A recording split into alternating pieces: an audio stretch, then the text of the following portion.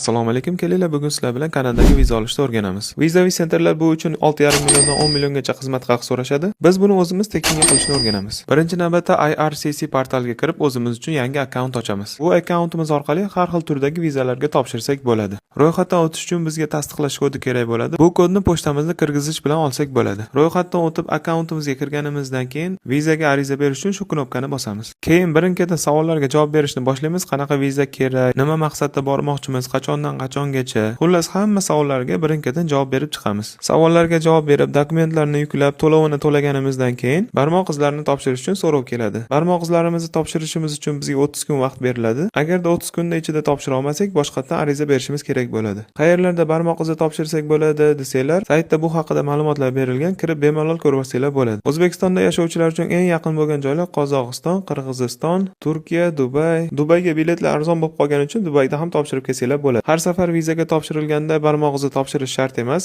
Bir marta topshirilgan barmoq izi 10 yilga yetarli bo'ladi. Barmoq izi topshirishimiz bilan hujjatlar topshirilgan hisoblanadi va o'rtacha 3 haftadan 8 hafta ichida javoblari chiqadi. Agar viza beradigan bo'lsa, pasportinglarni pochta orqali jo'natib yuborishinglar kerak bo'ladi. Eng asosiysi qo'shimcha dokumentlarda qo'ldan kelgancha ko'proq ma'lumot berish kerak. Sayohat qilganinglar, viza istoriyalar, bank shotlar, uy-joy, biznes, diplominglar, oilaviy fotosuratlar, xullas nimaiki qo'shimcha dokumentlar bo'lsa, yuklasanglar bo'ladi. Videoni saqlab qo'ying va yaqinlaringizga yuborib qo'ying.